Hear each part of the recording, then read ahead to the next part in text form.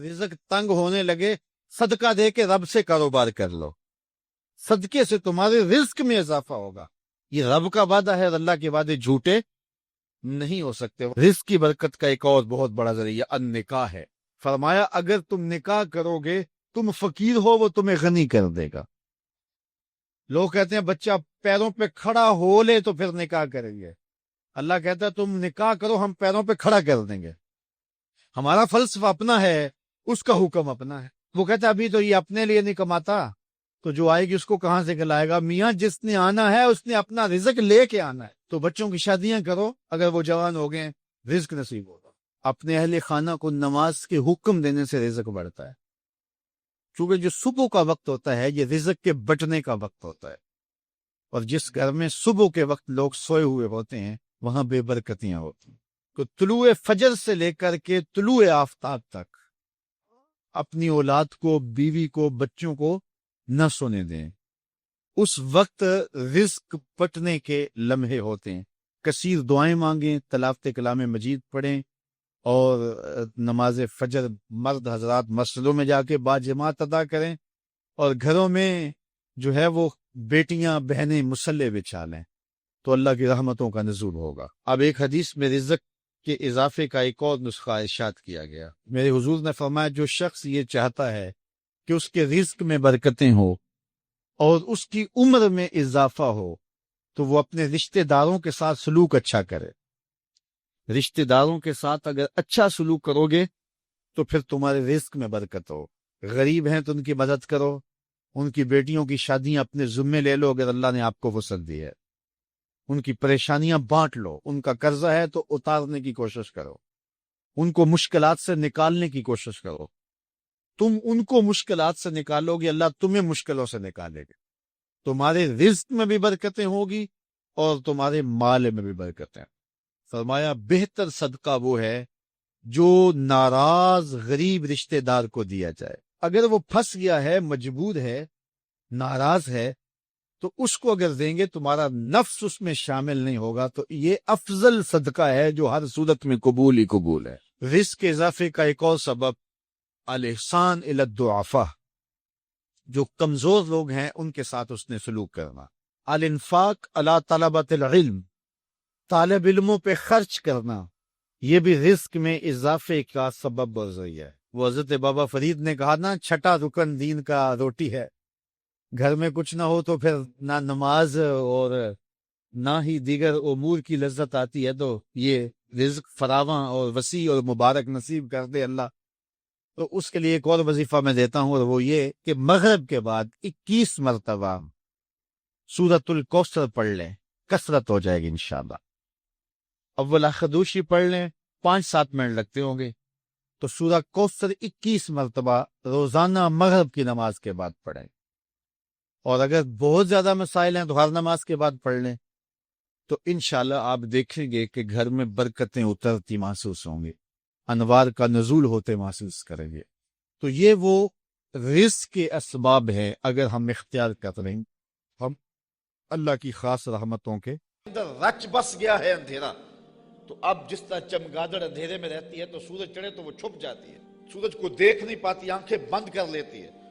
تو اسی طرح جو لوگ اتنا طویل عرصہ اندھیرے میں رہے تھے، تو اب حضور کی نبوت کا سورج چمکا تو انہوں نے انکار تو کرنا ہی تھا، انہوں نے تو چھپنا ہی تھا، مخالفت تو کرنی تھی، اس لیے کہ اندھیرے کے خوگر بن گئے ہوئے تھے۔ فہم غافلون، تو وہ غافل ہو چکے تھے، ان کی فطرت میں، ان کی طبع میں اور ان کے دل میں راسخ ہو چکے تھے اندھیرے۔ اب ان کو اچنبا لگتا تھا، روشنی عجیب لگتی تھی ان کو۔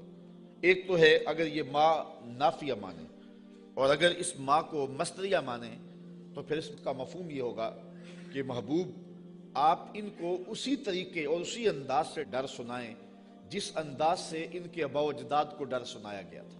آپ کوئی نیا طریقہ نہیں لے کے آئے، جو پیغمبروں کا طریقہ پہلے تھا، تنذیر کا، تبشیر کا، آپ اسی طریقے پہ آئے ہیں۔ اور جس طرح وہ لوگوں کو اور قوموں کو ڈر سناتے رہے ہیں، آپ بھی اسی طریقے پہ ان کو تنذیر کریں، ان کو ڈر سنائیں، ان کو تبشیر کریں، ان کو پیغام حق دیں۔ یعنی آپ کا وہی طریقہ ہوگا جو آپ سے قبل پیغمبروں کا طریقہ رہا ہے۔ اور جس طرح ان کے آباء و اجداد کو ڈرایا گیا पैगंबरों ने इनके बड़ों को डराया, इनको भी आप उसी तरीके से डराने के लिए आए हैं। और दूसरा मफहूम जो मानाफिया के साथ है कि आप उस कौम को डराने आए हैं, उनको डर सुनाने आए हैं, उनको तंजीर करने आए हैं। मुद्दतें हो गई कि उनके अबाओजदाद को भी किसी ने डर नहीं सुनाया था, अब गफलतों के खूगर हो गए हैं, अब आदी हो गए हैं अंधेरों में रहने के। तो तेरी बात इनको अजीब लगेगी तो मुखालफत भी करेंगे, ताने भी देंगे, पत्थर भी उठाएंगे और गड़े भी खोदेंगे, कांटे भी बिछाएंगे, ताइफ का बाजार भी सजेगा, मक्के की गलियों में दुख भी आएंगे, ओहद और बदर की जंगें भी होंगी। इस सख्त हालात से महबूब आपको गुजरना होगा, इसलिए कि आपका पाला उस कौम से पड़ने लगा है जिनके अबाओजदाद ने भी मुद्दतें हुई रोशनी नहीं देखी थी। तो उनके पास जब आप रोशनी का पैगाम लेके जाएंगे तो उनको ये बात अजीब लगेगी, इसलिए आप उनको तंजीर करने जा रहे हैं। लक़द हक़्क़ल क़ौलु अला अक्सरिहिम फ़हुम ला युमिनून, बेशक उनमें अक्सर पर बात साबित हो चुकी है कि वो ईमान नहीं लाएंगे। अबू जहल, अबू लहब, उतबा, उतैबा और कई लोग हैं, ये इतने रासिख हो चुके हैं कुफर में और इनके अंदर इतना जंग चढ़ गया हुआ है कि महबूब ये ईमान नहीं लाएंगे। आप घबराएं नहीं, अपने अमले तबलीग को जारी रखें। कठिन हालात में आप रोशनी के दिए रोशन करते चले जाएं। अंधेरा छटता चला जाएगा लेकिन अक्सर लोग नहीं मानेंगे, मुखालफत करेंगे, खड़े हो जाएंगे, मुकाबला करेंगे, बहुत कुछ होगा। महबूब ये बात तयशुदा है कि आपकी मुखालफत होगी और ज्यादा लोग नहीं मानेंगे। इन्ना जअलना फी आनाकिहिम अगलाला, हम इनके गर्दन में, इनके गलों में तौक चढ़ा दिए हुए। हजरत मौला कायनात सैयद अली मुर्तज़ा रज़ी अल्लाह तआला अन्हु अपने इन दोनों हाथों को यूं जोड़ करके अपनी गर्दन के नीचे रखा। तो जब गर्दन के नीचे रखा तो सर ऊपर उठ गया। तो फरमाया जिस तरह गर्दन के नीचे हाथ रखने से गर्दन तन जाती है और सर ऊपर उठ जाता है, अल्लाह ने काफिरों के गले में यूं तौक चढ़ा दिए हैं कि उनकी गर्दनें ऊपर को उठी हैं और वो चढ़ते हुए सूरज नबूवत का देख ही नहीं सकते हैं।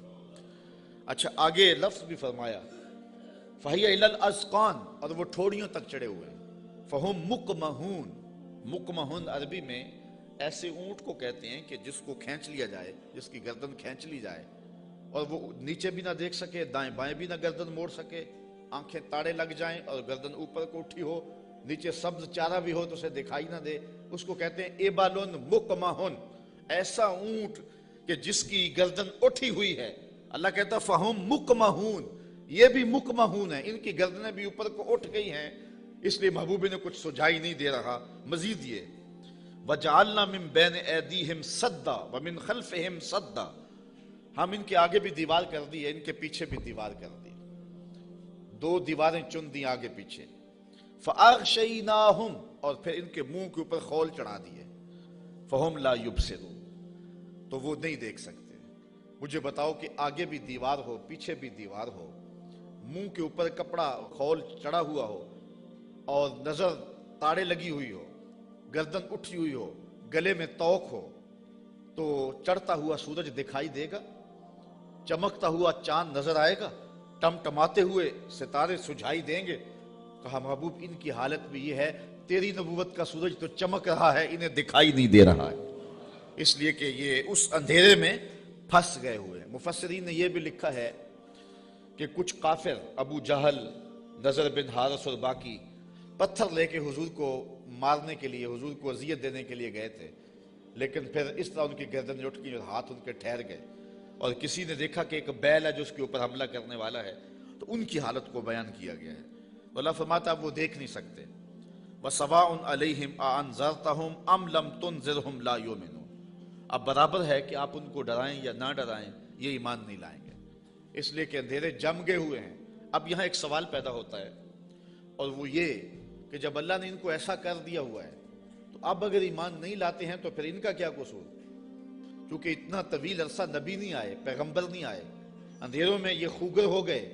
तो कहा नहीं, ऐसी बात नहीं है।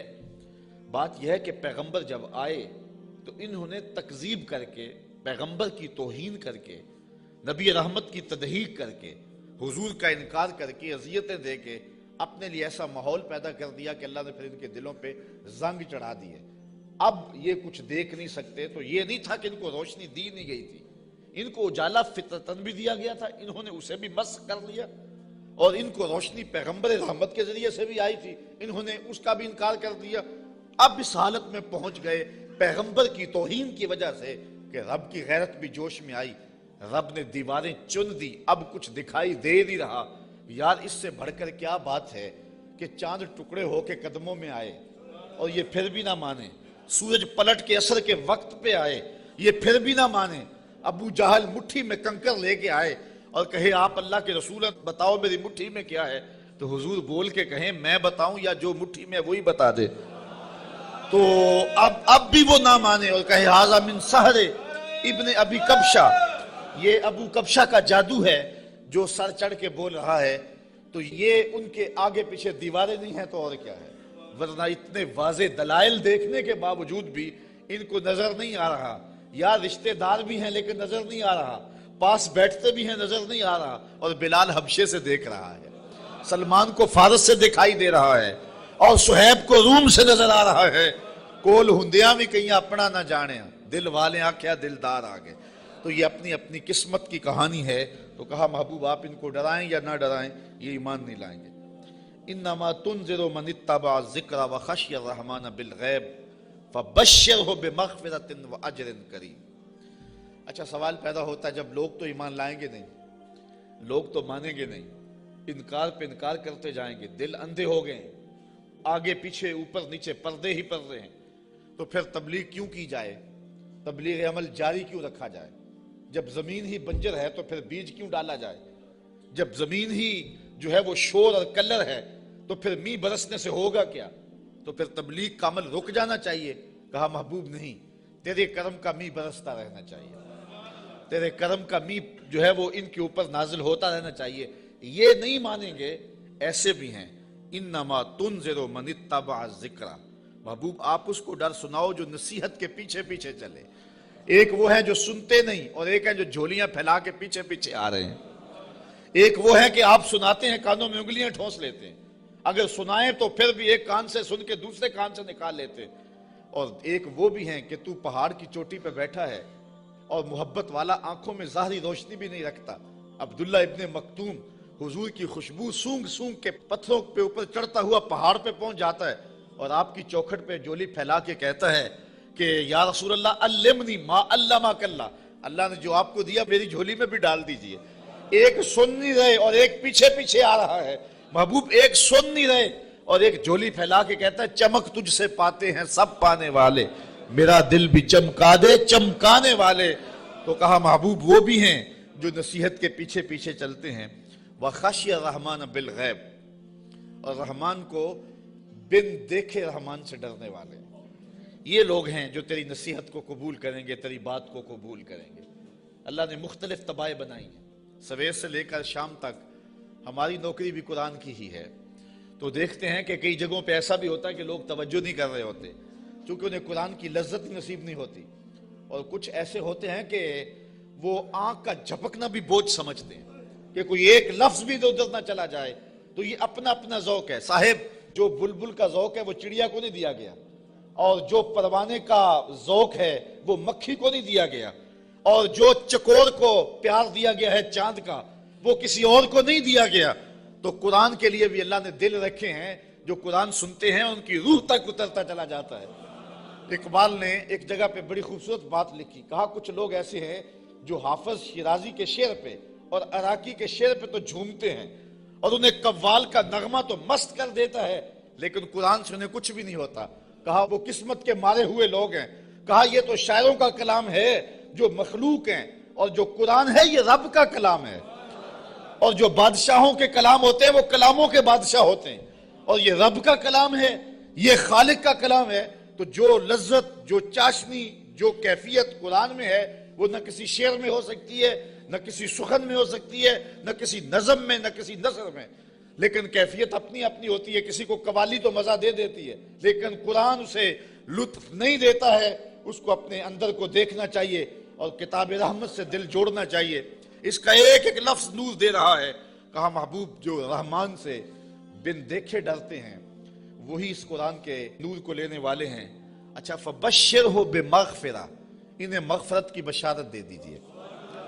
انہیں مغفرت کی بشارت دے دیجئے، وَأَجْرٍ کریم۔ یار اجر ہی کافی تھا لفظ، لیکن کریم کی ساتھ صفت لگائی۔ میرے پاس کوئی اس کا مفہوم نہیں ہے کہ اس کو اردو میں ڈھال سکوں، لیکن اتنا ہی سمجھیں کہ جس اجر کو میرے رب نے بھی کریم کہا وہ کیسا اجر ہوگا۔ اللہ فرماتا ہے ہم ان کو بخشیں گے بھی اور اجر کریم بھی دیں گے۔ اِنَّا نَحْنُ نُحْيِي الْمَوْتَى وَنَكْتُبُ مَا قَدَّمُوا وَآثَارَهُمْ وَكُلَّ شَيْءٍ أَحْصَيْنَاهُ فِي إِمَامٍ مُبِينٍ۔ بے شک ہم مردوں کو جلائیں گے، زندہ کریں گے، اور ہم لکھ رہے ہیں جو انہوں نے آگے بھیجا، جو پیچھے چھوڑا، اور ہر چیز ہم نے گن رکھی ہے ایک بتانے والی کتاب میں۔ آج کوئی مانے یا نہ مانے، انکار کرے یا اقرار کرے، تردید کرے یا تائید کرے، رخ پھیر لے یا جھولی پھیلا لے، محبوب آپ پریشان نہیں ہوں گے۔ ایک وقت آنے والا ہم قبروں سے مردوں کو اٹھائیں گے۔ آج کوئی مانے یا نہ مانے، ہم نے لکھی ہوئی ہے، ایک ایک بات لکھی ہوئی ہے، وہ روشن کتاب میں۔ قیامت کے دن نامہ اعمال کھلے گا، سب سامنے آ جائے گا۔ تو محبوب آپ اپنے عمل کو جاری رکھیں، جو آپ کر رہے ہیں ہم وہ بھی لکھ رہے ہیں، اور جو آگے سے ان کے رویے ہم وہ بھی لکھ رہے ہیں۔ قیامت کے دن ہر شے سامنے ہوگی اور رب کی عدالت میں سارے فیصلے ہوں گے۔ اچھا، ایک تو یہ مفہوم ہے جو عامت المفسرین نے بیان کیا اس آیت کا، لیکن ابن عاشور نے اس کا ایک اور مفہوم بیان کیا ہے، اور ذرا سنیے۔ وہ کہتا ہے کہ اس آیت کو اِنَّا نَحْنُ نُحْيِي الْمَوْتَى، اس کو ہم ما قبل سے اگر ملا کے پڑھیں تو مفہوم اس کا کچھ اور نکلتا ہے، اور وہ یہ کہ محبوب تیری بات کو کچھ لوگ سنتے نہیں ہیں، اور تو ان کے پاس جا کے بات سناتا ہے اور وہ پرواہ نہیں کرتے، ان کے اوپر نیچے آگے پیچھے زنگ ہیں اور پردے ہیں، لیکن محبوب تیرے کرم کا می برستا رہنا چاہیے۔ ایک دن آئے گا مردے بھی جی اٹھیں گے، محبوب تیرے کرم کا می برستا رہے، ایک دن آئے گا ان شور اور کلر زمینوں میں بھی پھول کھل اٹھیں گے۔ اس لیے تو کرم فرماتا رہے اور تو تبلیغ کا عمل جاری رکھ۔ روزانہ پتھر پہ بھی ایک قطرہ گرے تو ایک دن سوراخ وہاں بھی ہو جاتا ہے، اور محبوب تیری مٹھی بولی جاری رہنی چاہیے۔ ایک دن زمانہ تیرے کلمے پڑے گا، اور پھر فتح مکہ کے دن لوگوں نے دیکھا سب کے لبوں پہ ترانے میرے حضور کے ہی تھے۔ تو یہ ہے ایک مفہوم۔ اچھا، یہ بات بیان کرنے کے بعد جو اگلا رکوع ہے، مضمون لمبا نہ ہو جائے لیکن میں کچھ مضمون آپ کے سامنے رکھ دیتا ہوں اختصار کے ساتھ۔ اللہ نے اپنے محبوب کے غلاموں کو ان کٹھن حالات میں تسلی دی۔ وَضْرِبْ لَهُمْ مَثَلًا أَصْحَابَ الْقَرْيَةِ، محبوب انہیں اس شہر والے لوگوں کی کہانی سناؤ۔ یہ محبوب کے قلب کو اور حضور کے غلاموں کے دل کی تسکین کے لیے اللہ نے کہا، چونکہ کہانیوں کے ساتھ ویسے بھی انسان کا جو رجحان ہے وہ طبعی ہوتا ہے، فطری ہوتا ہے۔ کہانی کی طرف میلان ایک فطری ہے، انسان کی طبع میں رکھا گیا، شوق سے سنتا ہے۔ کسی زمانے میں شام کو بچے دادی اماں کے بستر میں گھستے تھے کہ اس سے کہانیاں سننی ہیں، اور دادی اماں اپنی روایات، اپنا کلچر، اپنی تہذیب، اپنا تمدن اور اپنی خاندانی روایات اس کہانی کے اندر سمو کر کے ان بچوں کو اخلاقیات کا درس، اپنے مذہب کا درس اور اچھائیوں کا درس اور تقوی کا درس اس ایک کہانی میں رکھ کے ان کو دیا کرتی تھی، اور وہی ہمارا کلچر تھا، وہی ہماری تہذیب تھی، اور وہ اپنی روایات کو نئی نسل میں منتقل کر کے جاتی۔ جب سے ہم نے دادی اماں کا بستر چھوڑ دیا ہے اور ٹیلی ویژن کی سکرین سے تہذیب لینا شروع کر دی ہے، اس لیے ہم نے روایات ادھر سے لینی ہے، اور وہی حقیقتوں کے اجالے اور وہی روشنیاں تھی، اور آج ہم پتہ نہیں کیا کس کو کلچر قرار دے رہے ہیں۔ میں 2-4 دن پہلے لاہور میں 4-5 جگہ پہ درس پہ رہا ہوں، اور جگہ جگہ کلچر میلے اور کیا کچھ دیکھتا رہا ہوں، تشہیر اس کی۔ تو میں کہا تھا، جگہ جگہ میں نے کہا یہ ہمارا کلچر نہیں ہے۔ جو ماہرین ہیں اور جو فنون والے ہیں وہ کہتے ہیں کہ جو کلچر ہوتا ہے کسی بھی قوم کا، اس پر جغرافیے کی اور مذہب کی چھاپ ضرور ہوتی ہے۔ یہ کبھی نہیں ہو سکتا کہ کسی قوم کا کلچر، اس کی تہذیب، اس کے جغرافیے سے اور اس کے معتقدات سے، اس کے عقائد سے ہٹ کر ہو۔ تو یہ سارتا پا برہنہ کلچر، یہ ہمارا کلچر نہیں ہو سکتا، نہ مشرقی کلچر نہ حجازی کلچر۔ ہمارا کلچر مغرب کی ہواؤں سے نہیں پھوٹتا، مدینے کی فضاؤں سے پھوٹتا ہے۔ اپنی ملت کا قیاس اقوام مغرب سے نہ کر، خاص ہے ترکیب میں تجھے قوم رسول ہاشمی۔ آج جو کلچر ہمیں دیا جا رہا ہے وہ قطعاً ہماری روایات نہیں ہے، ہمارا کلچر نہیں ہے، ہمارا تمدن نہیں ہے، ہماری تہذیب نہیں ہے۔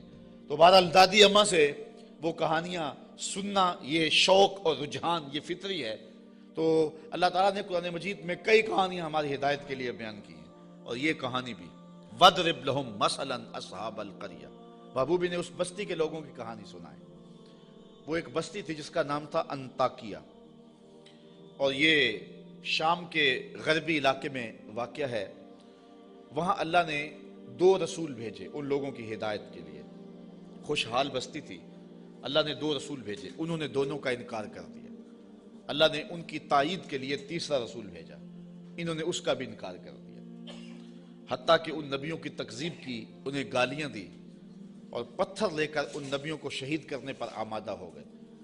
جب نبیوں کو قتل کرنے لگے تو شہر کے ایک کنارے پر ایک شخص رہتا تھا، اسے جب پتہ چلا کہ یہ نبیوں کو قتل کر رہے ہیں میری قوم کے لوگ، تو تھا تو وہ مسکین آدمی، لیکن اس کے دل میں جذبہ جاگا، وہ وہاں سے دوڑتا ہوا آیا اور اپنی قوم کو کہنے لگا تم قتل کرنے لگے ہو، میں کہتا ہوں ان کے قدم چومو۔ تو وہ جتنے پتھر تھے ان نبیوں پر برسنے کے لیے آمادہ تھے وہ اس شخص پہ برس گئے، اور پھر وہ شہید ہو گیا۔ پھر اس کی لاش سے آواز کیا آئی؟ یہ قرآن کی بولی ہے، ذرا توجہ کر لیں۔ میں اس کی تفصیلات میں تو نہیں جاؤں گا، لیکن اختصار کے ساتھ مضمون آپ نے سن لیا، اب قرآن کا لہجہ دیکھیے۔ وَضْرِبْ لَهُمْ مَثَلًا أَصْحَابَ الْقَرْيَةِ، محبوبی نے اس بستی کے لوگوں کی کہانی سنائیے۔ اِذْ جَاءَهَا الْمُرْسَلُونَ، جن کے پاس رسول آئے۔ اِذْ أَرْسَلْنَا إِلَيْهِمُ اثْنَيْنِ، ہم نے ان کی طرف 2 رسول بھیجے۔ فَكَذَّبُوهُمَا، اس قوم نے ان دونوں کی تکذیب کر دی۔ فَعَزَّزْنَا بِثَالِثٍ، ہم نے تیسرا بھیجا۔ فَقَالُوا إِنَّا إِلَيْكُمْ مُرْسَلُونَ، ان رسولوں نے کہا کہ ہم تمہاری جانب رسول بن کے آئے ہیں۔ قالوا، قوم نے کہا، ما انتم الا بشر مثلنا، تم تو ہمارے جیسے بشر ہو۔ یہ بدبخت اور بد نصیب قوموں کا مزاج رہا ہے کہ پیغمبروں سے روشنی اور نور لینے کی بجائے ان کو بشر کہہ کے ان کی رحمتوں سے اور ان کے دامن سے پھوٹتی ہواؤں سے اور ان کے سینے سے نکلتی شعاؤں سے اور ان کے من سے وابستہ روشنیوں سے اپنے آپ کو محروم کر لیتے ہیں، اور ان کا چلنا پھرنا اور ان کا اٹھنا بیٹھنا، ان کا شادی اور نکاح کرنا اور ان کا بال بچوں میں رہنا اور ان کا بازار میں آنا جانا، اس کو وہ کہتے ہیں کہ یہ اگر نبی ہوتے تو یہ کیوں ہوتا۔ یہ عجیب بات ہے، ان کی عظمتوں کے پہلوؤں کو چھوڑ کے نظر یہاں رکھ دیتے ہیں، حالانکہ یہ بھی انسانیت کے نمونے کے لیے اور ہدایت کے لیے ہوتا ہے۔ یہاں میں بہت لمبی بات نہیں کروں گا، اگرچہ یہ عنوان ایک لمبی گفتگو کا متحمل ہے۔ ایک بات کروں گا کہ اصل بدبختی ہے لوگوں کی، ہمارے بزرگ فرمایا کرتے تھے تم نے حلیمہ کی بکریوں کے پیچھے پیچھے دیکھا، سدرہ پر جبریل کے آگے آگے نہیں دیکھا۔ بس جو یہاں نظر جما لے تو وہ محروم ہو جاتا ہے، اور جو اس سمت کو دیکھے تو وہ روشنیاں پا جاتا ہے۔ اچھا، دوسری بات، اور وہ آپ کی توجہ کے لیے، کہ ایک طرف اس قوم کا رویہ یہ ہے اور کافروں کا یہ مزاج رہا ہے کہ وہ نبیوں کو بشر کہہ کے ان کو رسول ماننے سے انکار کر دیتے ہیں۔ زندہ اور جاوید انسانوں کو، متحرک اور فعال ہستیوں کو، وہ زندہ اور جاوید انسانوں کو بشر کہہ کے نبی ماننے سے، رب کا بھیجا ہوا ماننے سے، رب کا فرستادہ ماننے سے انکار کر دیتے، اور دوسری جانب صنم خانوں کے مردہ پتھروں کو خدا مان لیتے۔ ذرا ان کا تفاوت دیکھیے، نہ مانے تو زندہ اور جاوید انسانوں کو نبی بھی نہ مانے، اور ماننے پہ آ جائیں تو ہاتھوں سے تراشے ہوئے پتھر کے جو ہے وہ بت اور مٹی کے بنے ہوئے مادوؤں کو خدا بھی مان لیں۔ تو یہ کیا تفاوت ہے کہ ایک طرف یہ نبیوں کو، زندہ اور متحرک انسانوں کو نبی بھی نہ مانے، اور دوسری جانب پتھروں کو خدا بھی مان لیں۔ تو اصل یہ نفسیاتی پرابلم تھا، اور یہ قوموں میں ہر دور میں موجود رہا ہے۔ سادہ سا جواب ہے، یہ لمبی یہاں بھی بحث چاہیے، لیکن سادہ سا جواب ہے کہ صنم خانوں کے مردہ پتھروں کو ماننے میں مفادات پہ زیادہ نہیں پڑتی۔ انسان کی زندگی میں وہ مردہ پتھر اور بت دخل اندازی نہیں کرتے، انسان کی انا پر چوٹ نہیں لگاتے۔ ایک پجاری زانی ہو، شرابی ہو، ڈاکو ہو، جو مرضی کرے، کبھی پتھروں نے بول کے نہیں کہا کہ یہ کیا کر رہے ہو، ہمیں بھی پوچھتے اور یہ کیا رویے رکھے ہوئے۔ ان کی جھوٹی انا کا بت بھی پلتا رہتا اور وہ سجدے بھی کرتے، تو بتوں کو ماننے سے ان کو اپنی زندگی بدلنی نہیں پڑتی تھی، اپنے رویے بدلنے نہیں پڑتے تھے، اور ان کی سوچوں پر کوئی پہرا نہیں تھا، ان کے خیالوں پر کوئی قدغن نہیں تھی، طرز حیات پر کوئی دخل نہیں تھا، اس لیے بتوں کو ماننے میں کوئی پریشانی نہیں تھی۔ اور نبیوں کو ماننے کا مقصد یہ تھا کہ سر سے لے کر پاؤں تک زندگی کے ایک ایک لمحے کو، معاشرت سے لے کر کے نجی زندگی سے لے کے سیاسی زندگی تک سب کچھ بدلنا پڑتا تھا، اور اپنی خواہشات کے جنازے کندھوں پہ اٹھا کے دفن کرنے کے بعد پھر نبیوں کے قدم چومنے پڑتے تھے۔ اس لیے نبیوں کو ماننے میں پرابلم تھا اور بتوں کو ماننے میں کوئی پرابلم نہیں تھا، اس لیے کہ بتوں کو ماننے میں کوئی مفادات پہ زیادتی نہیں پڑتی تھی، اور نبیوں کو ماننے کا مقصد یہ تھا پھر اپنی خواہش چھوڑنی پڑتی تھی۔ تیرے ہندیاں سندیاں محبوبہ، میں کافر ہوں جے میں ہوں، پھر تو اپنا آپ چھوڑنا پڑتا تھا نا۔ اس لیے وہ انسانوں کو نبی ماننے کے لیے تیار نہیں تھے اور پتھروں کو خدا ماننے کے لیے آمادہ ہو جاتے۔ آج بھی یہ نفسیات ہمارے اندر بھی پائے جاتے ہیں۔ ایک شخص 70 سال حدیث رسول پڑھاتا رہا، 80 سال اس نے قرآن کی نوکری کی، تو لوگ اس کے گرد اتنی تعداد میں جمع نہیں ہوتے، اور ایک بندہ دونی رما کے تموڑی شاہ بیٹھ جاتا ہے اور ساری قوم اس نانگے کے پیچھے بھاگ جاتی ہے، تو کچھ لوگ کہتے ہیں کہ پتہ نہیں اس میں کمال کیا ہے، کرنٹ کیا ہے۔ صاحب بات کرنٹ کی نہیں ہے، مفادات پہ زد نہیں پڑتی، اور اس شخص کے پاس آنا ہے تو زندگی بدلنی پڑتی ہے۔ اس لیے ان مردوں کو ماننے میں حرج نہیں ہے، اور ان فعال اور زندوں کو ماننے میں اپنی خواہشات کا جنازہ اٹھانا پڑتا ہے۔ لہذا انسان کا رجحان ادھر نہیں ہوتا ہے، انسان کا رجحان ادھر ہوتا ہے۔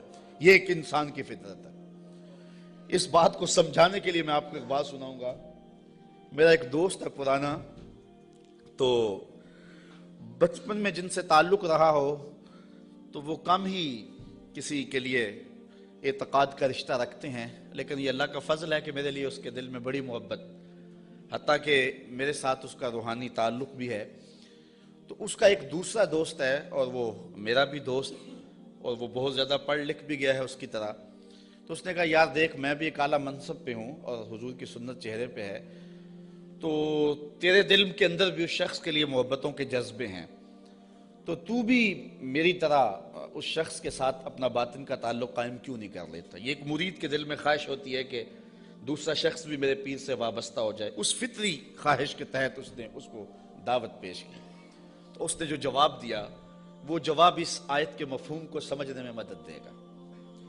اس نے کہا کہ میں کبھی کبھی اس کی تقریر سنتا ہوں تو یار میں حساس سا آدمی ہوں، رات کو سو نہیں سکتا، تو جس کی تقریریں مجھے سونے نہیں دیتی، اگر میں اس سے تعلق جوڑ لیا وہ تو مجھے زندہ مار دے گا، اس لیے مجھے تو پیر ایسا چاہیے کہ جو سرانے کے نیچے رکھ کے آرام سے سو بھی سکوں، اور جس کو چاہوں تو لپیٹ کے جیب میں ڈال بھی سکوں، اس کے ساتھ تعلق کا یہ رشتہ مجھ سے تو نہیں نبھایا جائے گا۔ تو انسان چاہتا ہے، انسان کی طبع ہے، انسان کی فطرت ہے، جہاں مفادات پہ زد نہ پڑتی ہو تو لوگ وہاں دوڑتے ہیں، اور جہاں مفادات پہ زد ہوتی ہو، جہاں اپنا آپ بدلنا ہوتا ہے، وہاں صائب فکر کے لوگ ہی جاتے ہیں۔ وہ تھوڑے بھی ہوں، زیادہ بھی ہوں، اس سے غرض نہیں ہے، لیکن ہوتے صائب ہیں۔ تو ان کافروں کا مزاج یہ تھا کہ پیغمبروں کی یہ کہہ کے تکذیب کر دی کہ تم تو بشر ہو، اور صنم خانوں کے مردہ پتھروں کو خدا ماننے لگ جاتے۔ وما انزل الرحمن من شیء، کہنے لگے تمہارے اوپر رحمان نے کچھ نہیں اتارا۔ ان انتم الا تکذبون، تم تو معاذ اللہ جھوٹ بولتے ہو۔ گالیاں دی، برا بھلا کہا، تکذیب کی نسبت کر دی۔ اچھا، جو شریف آدمی ہوتا ہے اس کا بھی اپنا مزاج ہوتا ہے۔ شریف آدمی سے کوئی الجھ بھی پڑے تو وہ اپنی شرافت کے دائرے سے نیچے نہیں آ سکتا۔ وہ کسی کو گالی بھی دے تو وہ بھی شائستہ انداز کے اندر اس کو سخت لفظ نہیں دیتا، چونکہ اس کی زبان متحمل نہیں ہوتی سخت لفظ کی۔ وہ شیخ سعدی نے لکھا ہے کہ ایک شخص کو کتے نے کاٹ لیا، تو وہ رات کو کرا رہا تھا، تو اس کی ایک چھوٹی سی بیٹی تھی، تو اس نے دیکھا کہ بار بار میرا باپ اٹھ کے کرا رہا ہے، تو اس نے غصے سے کہا، جب باپ چپ ہی نہیں کر رہا تھا، کرائے جا رہا تھا، کہا بابا بابا تو دندانہ داری، تجھے کتے نے جب کاٹا تھا تو تیرے دانت نہیں تھے؟ اس نے کہا پتر جب کتا کاٹے تو کتے کو آگے سے کاٹا نہیں جاتا۔ تو جو شریف آدمی ہوتا ہے وہ گالی کا متحمل نہیں ہوتا، اور کوئی سخت لفظ بھی کہے تو اس کو بھی تول کے بولتا ہے۔ اب ان کافروں نے تو گالیاں دی، پیغمبروں کو برا کہا، تکذیب کر دی۔ پیغمبروں نے جواب کیا دیا، ذرا سنیں اور زندگی کا حسن دیکھیں۔ اور اچھے لوگوں کی عادات دیکھیں. اللہ اکبر. تو ان پیغمبروں نے کہا قالوا ربنا یعلم انا الیکم لمرسلون، ہمارا رب جانتا ہم رسول ہیں. ایک تو بات یہ، اور دوسری بات تم مانو نہ مانو تمہاری ضرورت بھی نہیں ہے جب ہمارا رب جانتا ہے کہ ہم رسول ہیں. یہاں بات سمجھانے کے لیے مجھے پھر ایک مثال دینا پڑے گی. اوچ شریف سے بزرگ تشریف لائے راول پنڈی، تو علاقہ بھر کے جو سادات تھے وہ اپنے اپنے شجرے لے کر کے تصدیق کے لیے ان کے پاس پہنچے، چونکہ یہ جد امجد ہیں سادات کے. تو پیر میر علی شاہ صاحب نہیں گئے. تو کسی نے پیر صاحب سے کہا کہ حضرت سارا زمانہ آیا ہے اور اپنے شجروں کی تصدیق کروائی ہے، آپ نہیں گئے. تو پیر میر علی شاہ رحمۃ اللہ تعالی علیہ فرمانے لگے کہ میں وادی ہمراہ میں تھا، میری عصر کی سنتیں قضا ہو گئیں. سویا تو حضور خواب میں ملے اور آقا کریم نے فرمایا سید ہو کے عصر کی سنتیں چھوڑتے ہو؟ تو کہا میرے لیے یہ سند ہی کافی ہے کہ حضور نے کہہ دیا سید ہو کے عصر کی سنتیں چھوڑتے ہو. جب حضور نے سید کہہ دیا اب مجھے کسی اور کی تصدیق کی لوڑ ہی نہیں ہے. تو کہا تم مانو نہ مانو ہمارا رب کہتا ہے کہ ہم رسول ہیں، یہی سند کافی ہے کہ ہمارا رب کہہ رہا ہے کہ ہمیں رسول ہے. اچھا، اگر آپ کی توجہ ہو تو اس سے ایک اور بات میں آپ کے سامنے رکھنا چاہوں گا. جو سچا آدمی ہوتا ہے اس کی طبع کے اندر ایک اطمینان ہوتا ہے، اور جو جھوٹا آدمی ہوتا ہے اس کو کبھی بھی سکون نہیں ملتا. وہ سیاست کے روپ میں ہو، وہ مشائخ کے روپ میں ہو، وہ عالم کے روپ میں ہو، وہ کسی اور بھی روپ میں ہو، اس نے ایک جماعت رکھی ہوتی ہے اپنی تعریف و توصیف کروانے والی. بھنڈ قسم کے لوگ اس کے ساتھ ہوتے ہیں جو زمین سے آسمان تک اس کو اٹھا کے لے جاتے. چونکہ بڑا تعلق مذہبی طبقے سے ہے، ہم دیکھتے ہیں کہ بعض لوگوں کو انہوں نے اپنے ساتھ بھنڈ قسم کے مولوی رکھے ہوئے ہوتے ہیں جو انہیں قطب زماں تو غوث زماں پتہ نہیں کیا کیا کہہ رہے ہوتے ہیں، لیکن ہم ان لوگوں کے چہروں پہ دیکھتے ہیں ان کے اندر چور بول رہا ہوتا ہے. اور اسی طرح جس طرح جھوٹا آدمی اس کا سارا زمانہ بھی تعریف کرے تو اسے تو پتہ ہوتا ہے، تو وہ اندر جو ضمیر ہے اس کا ملامت کرتا ہے اور اس کی پیشانی پہ کچھ لکھا ہوتا ہے جو بصیرت والے لوگ پڑھتے ہیں. اسی طرح جو سچا آدمی ہوتا ہے سارا زمانہ مخالفت بھی کرے اور زمانہ گالیاں بھی دے، سچ اس کی پیشانی پہ بول رہا ہوتا ہے. اسے کوئی ضرورت نہیں ہوتی کہ کوئی مجھے کہے کہ تو اچھا ہے، سارا زمانہ مخالف بھی ہو جائے اسے یہ پرواہ نہیں ہوتی. انہوں نے کہا تم مانو یا نہ مانو ربنا یعلم، ہمارا رب جانتا ہے کہ ہم اس کے رسول ہیں.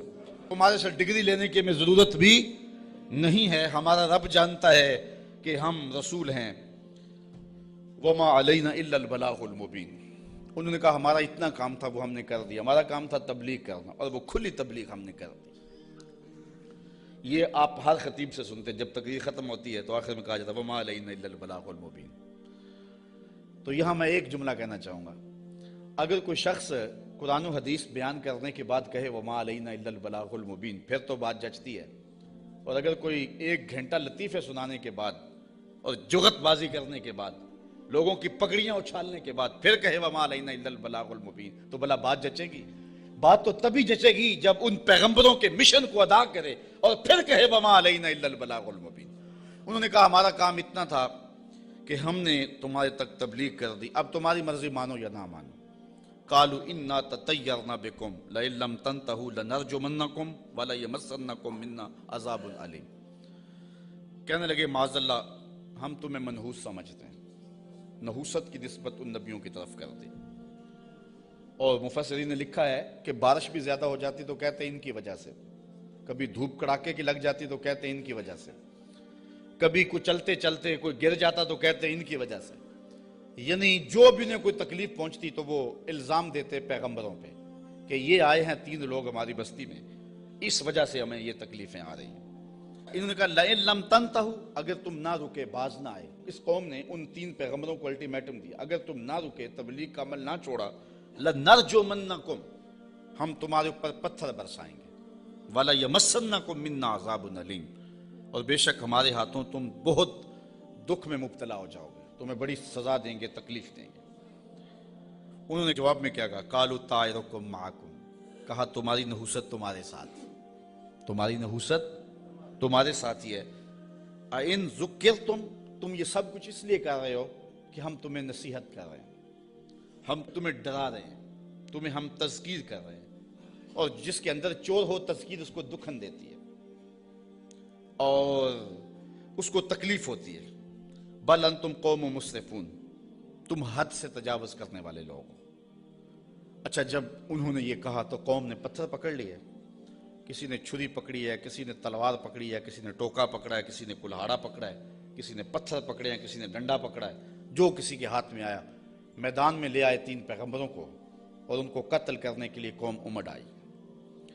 اب جب ان پیغمبروں کو شہید کرنے کے لیے لوگ آمادہ ہوئے تو پھر شہر کے کنارے وہ شخص آیا۔ میں بالکل چھوٹا تھا، 12 یا 13 سال کی عمر ہوگی۔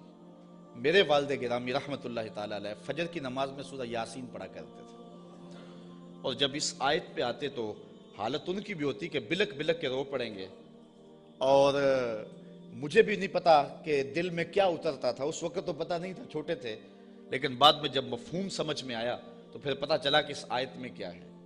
اس کا ترجمہ تو میں آپ کے سامنے رکھوں گا ہی، لیکن آپ لفظوں پہ بھی غور کرنا، لفظوں کی کشش کیا ہے۔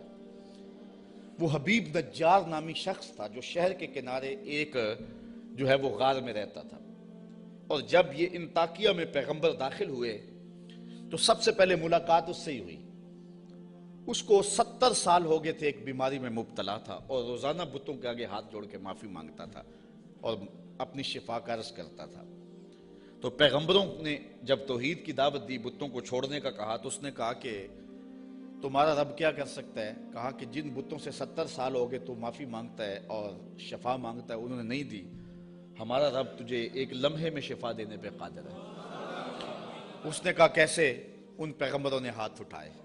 اچھا یار، پیغمبر تو ایک ہی ہاتھ اٹھا لے اور پھر 3 پیغمبروں نے ہاتھ اٹھائے ہوں گے تو پھر کیفیت تو کچھ اور ہی ہوئی ہو۔ اچھا، اس کی بیماری ختم ہو گئی، فوراً ٹھیک ہوا، اپنے گھر میں رہ کے ذکر فکر میں لگا رہتا تھا۔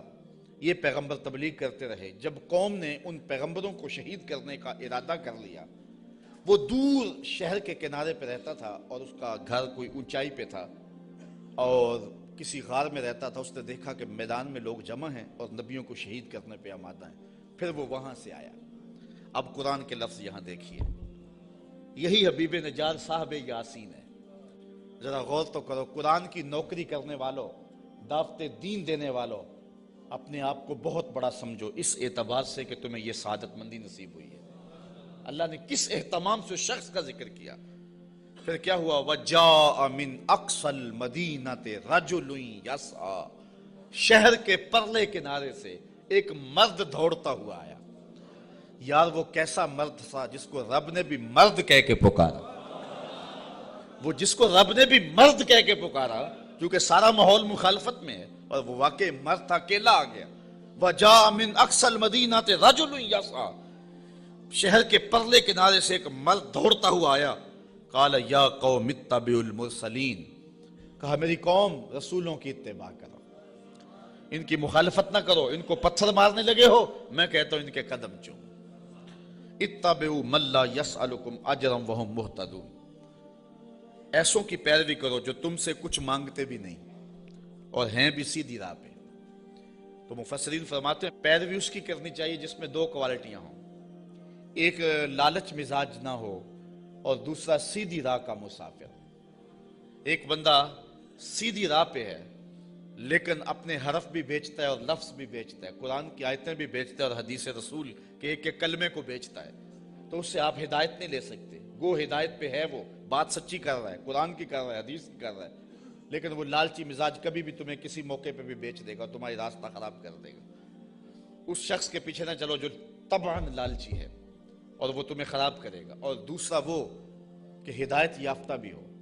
اگر کوئی بندہ ہدایت یافتہ نہیں ہے لیکن بے غرض تبلیغ کرتا ہے تو آپ کہتے ہیں یار یہ تو مانگتے کچھ نہیں ہے۔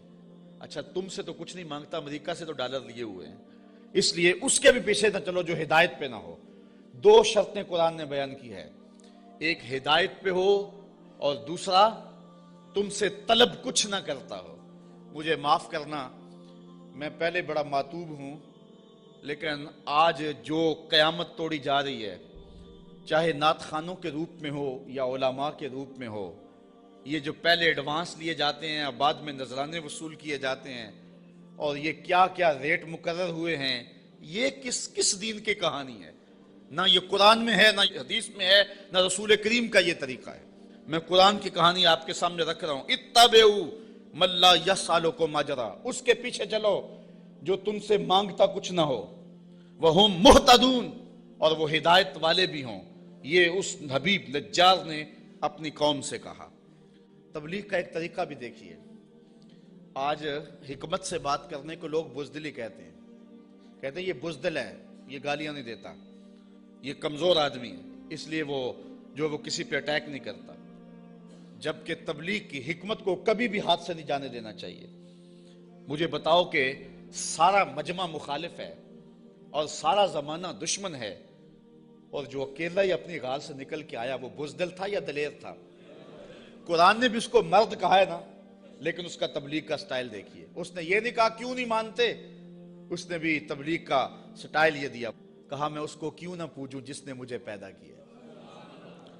دیکھو تبلیغ کا مقصد اگلے کو سوچنے کا موقع بھی دینا ہے، اگر اس پہ اٹیک کر دیا جائے، کسی کو پتھر مارنے، پھر اس کو بات نہیں آپ سنا سکتے۔ تو اگر وہ کہتا نا حبیب نجار کہ تم کیوں نہیں مانتے اس کو جس نے تمہیں پیدا کیا ہے، تو وہ ہاتھ میں پتھر تو پہلے پکڑے ہوئے تھے، فوراً برس جاتے، تبلیغ کا موقع ہی نہ ملتا۔ اس نے یہ بات اپنے اوپر کہی اور سوچنے کا موقع ان کو دیا، کہا میں اس کو کیوں نہ پوجوں جس نے مجھے پیدا کیا۔ تو سوچنے کا موقع ہے نا کہ ہم اس کو کیوں نہ پوجے جس نے ہمیں پیدا کیا۔ پھر کہا وَإِلَيْهِ تُرْجَعُونَ، تم نے پلٹ کے بھی اس کے پاس جانا ہے۔ پھر مخاطبہ ہو گیا، آگے دیکھیے، أَتَّخِذُ مِن دُونِهِ آلِهَةً، کیا میں اسے معبود بناؤں اللہ کے سوا؟ إِن يُرِدْنِ الرَّحْمَنُ بِضُرٍّ لَا تُغْنِ عَنِّي شَفَاعَتُهُمْ شَيْئًا، اگر رحمان میرا کچھ برا چاہے تو ان کی سفارش میرے کچھ کام نہ آئے۔ وَلَا يُنْقِذُونَ، اور نہ وہ مجھے بچا سکے۔ انی اذا لفی ضلال مبین، اگر میں ایسا کروں پھر تو کھلی گمراہی میں۔ سب کچھ اپنے اوپر اس نے کہا، اگر ایسا کروں میں نہ مانوں تو پھر، حالانکہ وہ تو مانتا تھا لیکن اس نے بات اپنے پہ رکھی اور انہیں سوچنے کا موقع فراہم کیا۔ بہرحال حجت پوری کر لی، مبلغ کا کام تبلیغ حکمت سے کر لینا۔ اب کسی کی قسمت ہو مان لے، کسی کی قسمت ہو نہ مانے۔ جب یہ ساری بات اس نے کر لی، پھر اس نے کہا انی آمنت بربکم فاسمعون، میں تمہارے رب پہ ایمان لایا ہوں، سن لو۔ ایمان تو وہ پہلے لا چکا تھا، اب اس نے اپنے ایمان کا اعلان کیا پورے شہر میں، انی آمنت بربکم، میں تمہارے رب پہ ایمان لایا۔ مفسرین نے اس پہ بھی بات کی ہے، بے ربی کیوں نہیں کہا؟ گویا یہ ان کے عقیدے پہ قدغن لگائی کہ تم غلط ہو، تم مانو نہ مانو، رب تمہارا بھی رب بھی ہے، اس لیے میں تمہارے رب پہ ایمان لاتا ہوں، فاسمعون، سن لو۔ اچھا، جب اس نے یہ بات کہی نا تو وہ جتنے بھی پتھر نبیوں پہ برسنے پہ آمادہ تھے سارے اس پہ برس گئے۔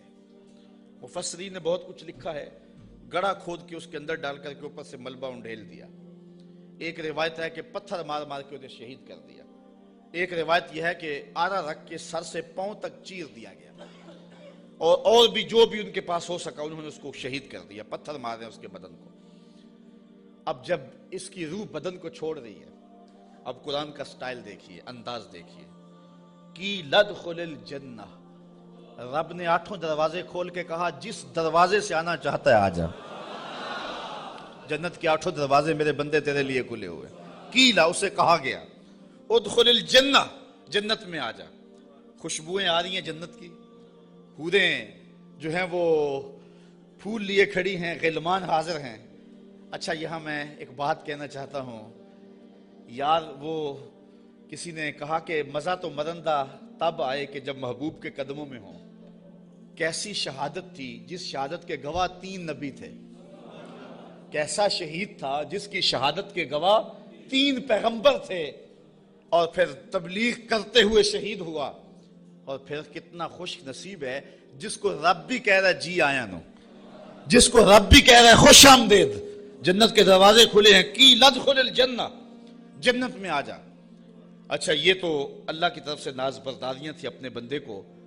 اب جو اس کی کیفیت تھی، حضرت عبداللہ ابن عباس کہتے ہیں کہ جب اس حبیب نجار کو لوگ پتھر مار رہے تھے اور اس کی روح نکل رہی تھی، اور وہ ساتھ بولتا کہہ رہا تھا مالک میری قوم کو ہدایت دے دے، انہیں پتہ نہیں ہے اس لیے مجھے مار رہی، انہیں کیا پتا کہ پیغمبروں کی اتباع کتنی بڑی دولت ہے، مالک ان کو ہدایت دے دے۔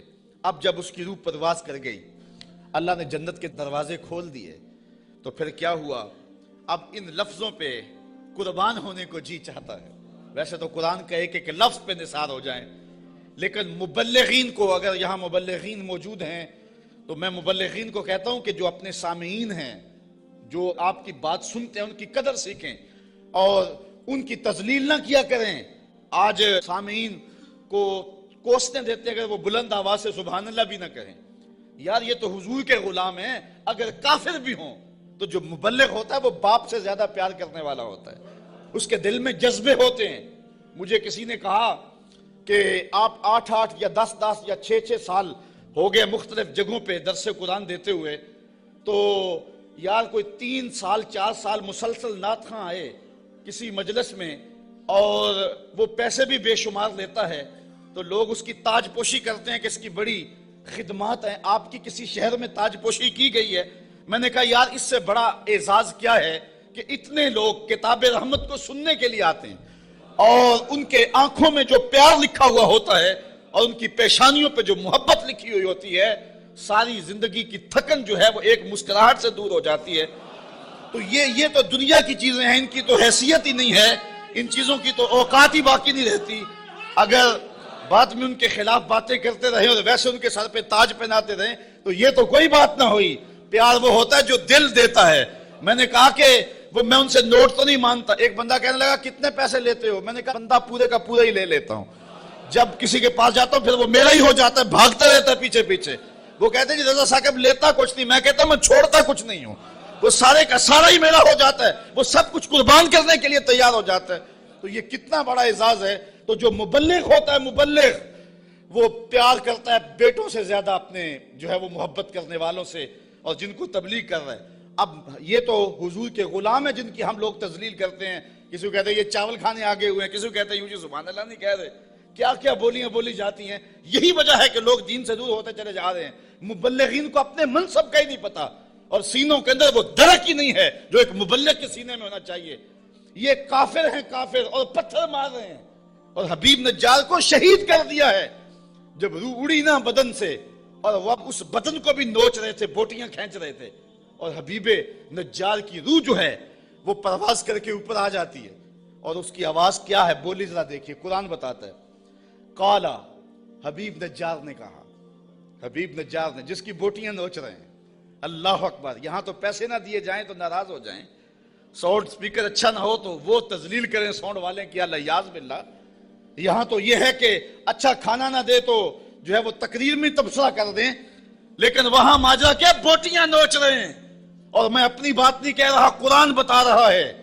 جب وہ بوٹیاں نوچ رہے ہیں وہ حبیب نجار کیا کہہ رہے ہیں؟ قالا یا لیتا قومی یعلمون, کاش میری قوم مجھے دیکھتی, میری بوٹیاں نوچنے والے مجھے دیکھتے.